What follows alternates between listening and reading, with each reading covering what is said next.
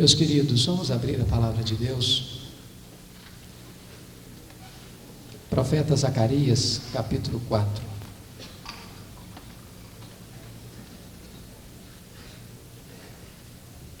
Versículo 6.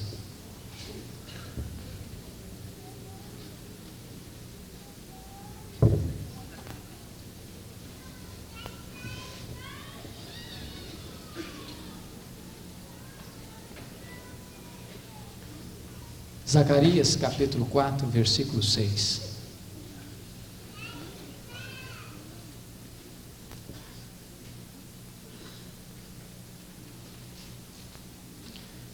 Prosseguiu ele e me disse: esta é a palavra do Senhor a Zorobabel, não por força, nem por poder, mas pelo meu espírito, diz o Senhor dos exércitos. Pelo meu espírito. Curva a sua fronte, filho, mais uma vez.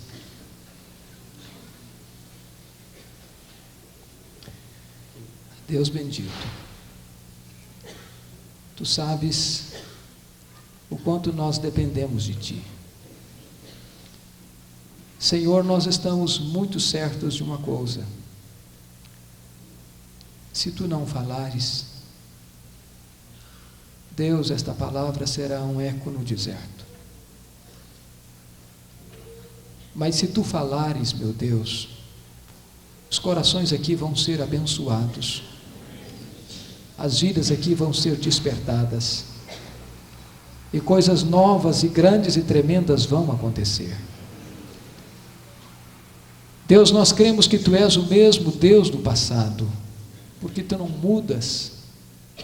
Tu falaste no passado, tu fizeste coisas grandes e extraordinárias, tu rasgaste os céus e desceste. Deus, nós cremos que tu podes fazer isso conosco. Senhor, aquilo que outras nações experimentaram, aquilo que outros povos receberam, oh Deus, nós precisamos também. Estamos cansados de ver, Senhor, prosperar nesta pátria o engano, o erro, a mentira, o satanismo, a idolatria, a feitiçaria. Senhor Deus, levanta a tua igreja, sopra sobre ela o teu Espírito, Senhor. Acorda este povo santo e mais poderoso da terra, para que o teu povo, na força e na plenitude do teu poder, faça uma grande obra neste país e no mundo. Livra-nos, meu Deus, da reflexão sem a ação. Livra-nos, meu Deus, de estarmos simplesmente tendo deleite e prazer na comunhão, mas não fazendo desta comunhão uma força para ir alcançar outros.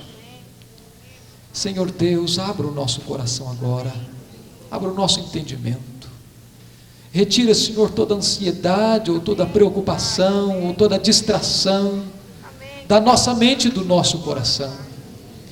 Dá-nos fome da tua palavra e sede de ouvir a tua voz. É o nosso clamor e a nossa necessidade, em nome de Jesus, amém. Queridos, eu quero falar nesta manhã sobre a ação do Espírito de Deus e afirmar que, se não fora o Espírito Santo de Deus, possivelmente nenhum de nós estaria aqui nesta manhã. Se não fora o Espírito de Deus, a igreja de Cristo não existiria, porque é o Espírito Santo quem nos batiza no corpo de Cristo, é o Espírito Santo quem nos enxerta no corpo de Cristo. Se não for a obra do Espírito Santo, o inferno estaria mais abarrotado do que está, o mundo estaria arruinado e chafurdado no mais pestilento lodaçal da iniquidade. Mas glória a Deus, porque o Espírito Santo existe, porque Ele é Deus e porque Ele age e porque Ele intervém agora, aqui em nossa vida. Eu gostaria de dividir, irmãos, esta palavra em duas partes distintas. A primeira trazendo uma perspectiva histórica, e a segunda fazendo uma aplicação bíblica. Quando penso na questão histórica a respeito da pessoa do Espírito Santo, eu vejo que a Igreja de Deus tem uma grande dívida para com a pessoa do Espírito Santo. Porque historicamente a Igreja não deu a devida ênfase à pessoa e ao ministério do Espírito Santo de Deus. E este aspecto, este sintoma, não é alguma coisa contemporânea apenas, mas recua aos tempos mais idos da história da igreja. Senão, vejamos, talvez um dos primeiros postulados teológicos da igreja cristã é o credo apostólico. E o credo apostólico, nós o temos ainda hoje, como parâmetro, como baliza da nossa fé, da nossa crença. E o nosso credo começa sendo: crer em Deus Pai, Todo-Poderoso, Criador dos céus e da terra. Há uma afirmação de crença em Deus Pai, e há uma afirmação e uma declaração da obra do Deus Pai. Quando fala da segunda pessoa da Trindade, creio em Jesus Cristo, que nasceu da Virgem Maria, foi concebido pelo poder do Espírito Santo, padeceu sob as mãos de Pôncio Pilatos, foi crucificado, morto, mas ressurgiu ao terceiro dia. E nós declaramos então que cremos em Jesus, e nós declaramos também sobre a obra e o ministério de Jesus. Mas quando o credo apostólico vai falar sobre a terceira pessoa da Trindade, apenas está dito lá: creio no Espírito Santo, ponto final. Não há uma letra sequer, não há uma palavra sequer sobre a obra do Espírito Santo. E a história da igreja, de certa forma, herda este aspecto de negligência sobre a pessoa e a obra do Espírito Santo. Eu creio que o credo apostólico está correto no que diz, mas ele falha não no que diz, mas no que não diz sobre a pessoa do Espírito Santo.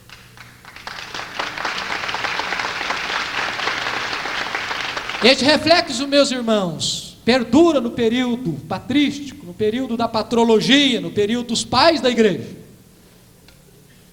É bem verdade que o primeiro concílio geral da igreja, reunido em Niceia, no ano 325, para refutar as ideias heréticas do presbítero de Alexandria, Ário, Constantino convoca aquele concílio. E Atanásio, com galhardia, com desassombro, com firmeza doutrinária e ortodoxa, refuta as ideias heréticas de Ário. E ali naquele primeiro concílio fica definido a doutrina ou dogma da Trindade. Mas o que se define fundamentalmente ali não é a pessoa do Espírito Santo, mas a divindade de Jesus Cristo. E para quem acompanha as grandes disputas teológicas da história da igreja, sabe que após esta definição do concílio niceno, houve um regresso, ou uma regressão, para um grande despertamento das ideias arianas na história da igreja. E é com o corifeu da patrística, com o luminar dos pais da igreja, Agostinho, é que ele vai escrever uma famosa obra, Trinidade ou Trindade, e vai declarar então a crença mais profunda na Trindade, mas não há um estudo exaustivo sobre a pessoa e a obra do Espírito Santo.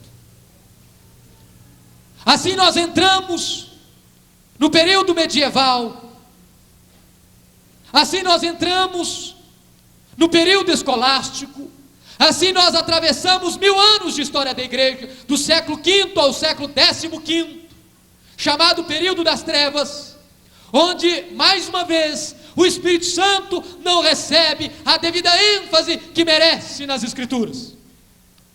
Pelo estudo dos teólogos e da Igreja de Deus. Então surge a reforma no século XVI, surge na plenitude dos tempos, porque este acontecimento vem depois de toda uma preparação, de um cenário que Deus mesmo patrocinava. Deus já levantara homens do Jaez, do Quilate, de John Wycliffe. Deus já levantara homens da estatura de Jerônimo Savonarola. Deus já levantava homens da postura invergável de John Hus. Deus já levara a humanidade inteira a se preparar para aquele que seria o segundo maior evento da história da igreja, a reforma do século XVI.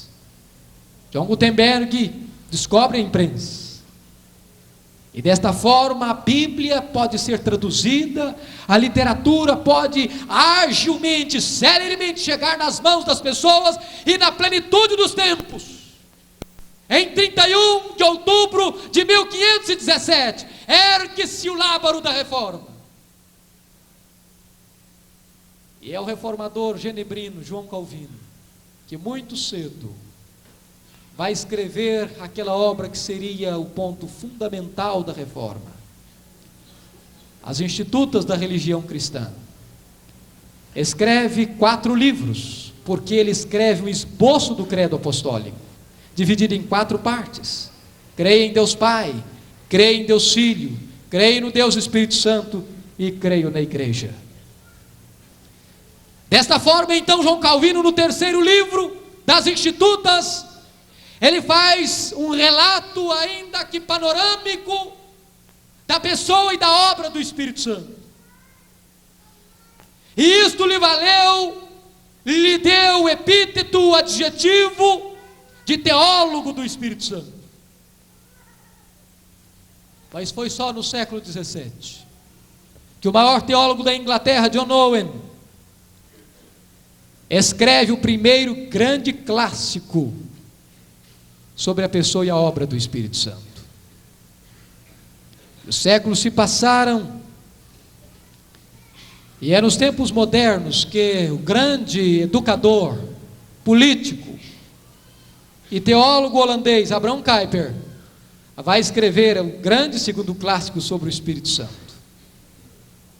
E Abraham Kuyper chegou a afirmar que se os ministros não derem crédito à obra do Espírito Santo, eles darão pedra em vez de pão ao seu rebanho.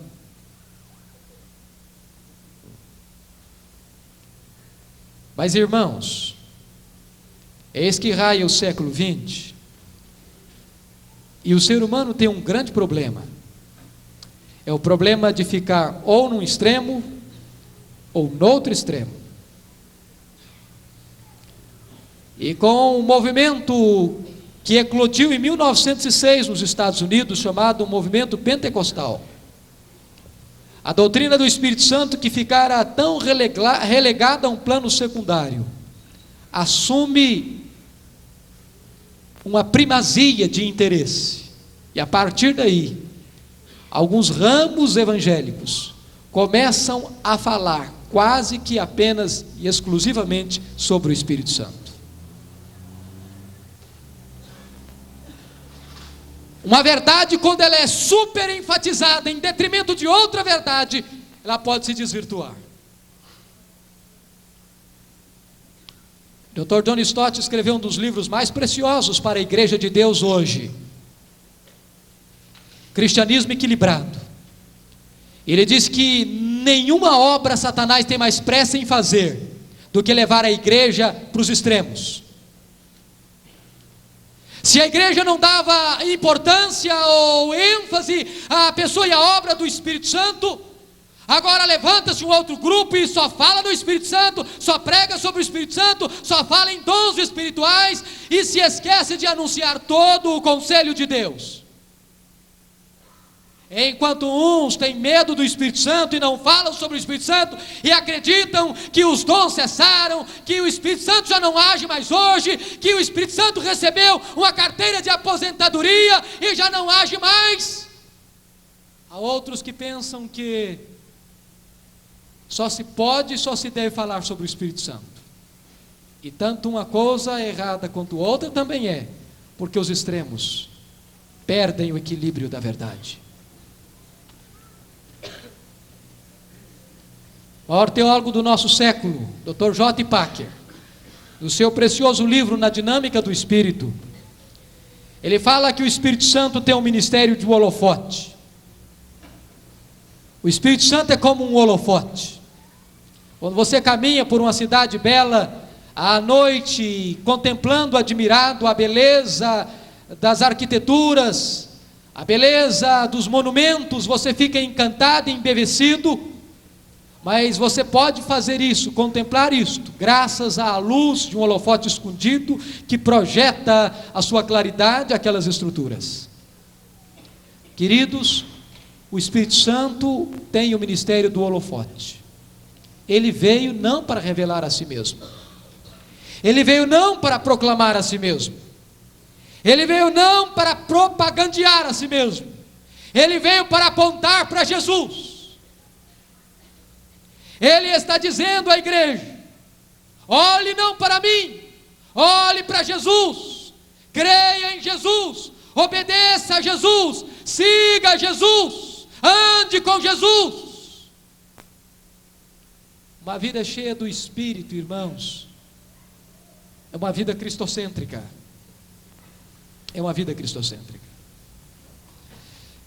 Desta forma nós podemos afirmar insofismavelmente que a obra do Espírito Santo ela é tão importante quanto a obra de Jesus na cruz.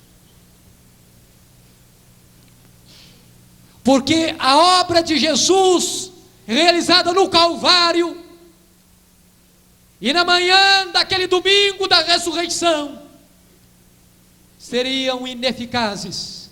Estas obras seriam ineficazes se o Espírito Santo não a aplicasse no coração do pecador.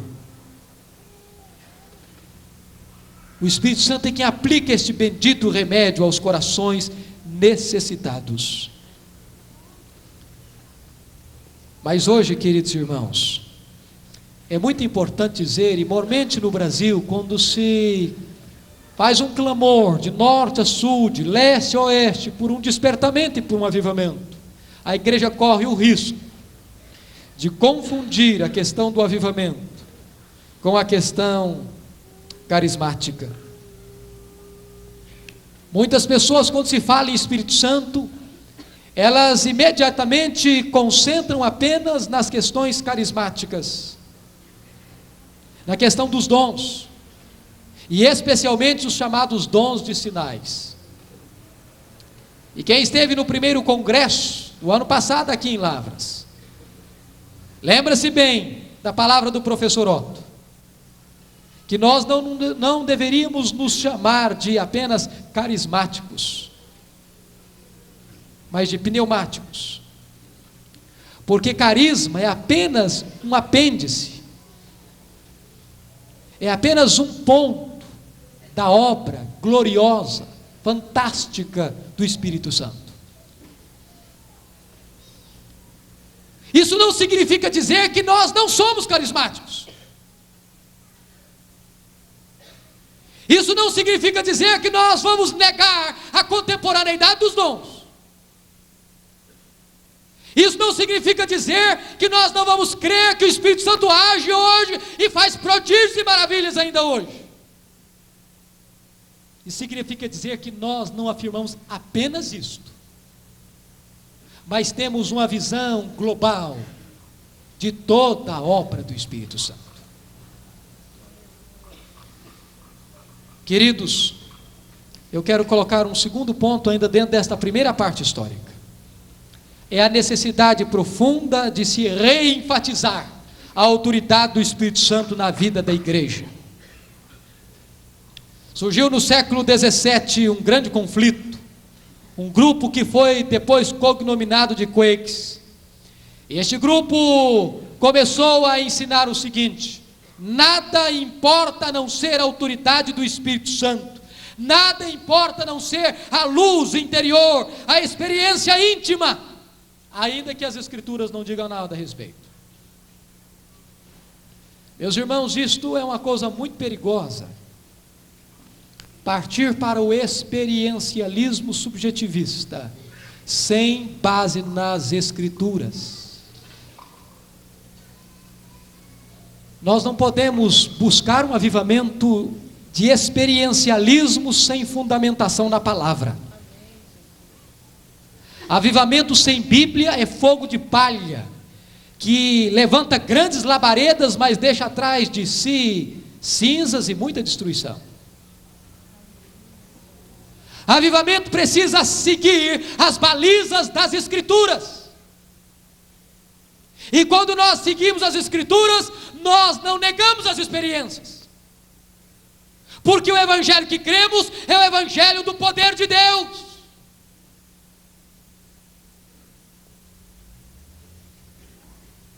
A Bíblia diz que o Espírito Santo dirá tudo o que tiver ouvido. Irmãos, o Espírito Santo tem compromisso com a palavra. Espiritualidade sem Bíblia é misticismo. Avivamento sem doutrina é fogo de palha, é pieguice, que não dá em nada.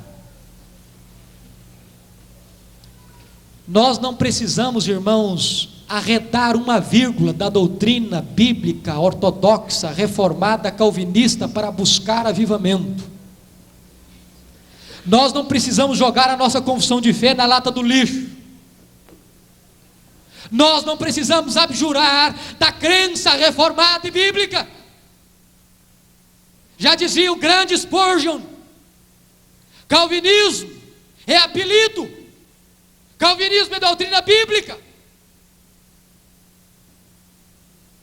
Mas nós precisamos mais do que de ortodoxia, nós precisamos mais do que doutrina bíblica, nós precisamos de poder e do óleo do Espírito. Nós precisamos, não é deixar a doutrina de lado, não, é banhar esta doutrina com o óleo do Espírito.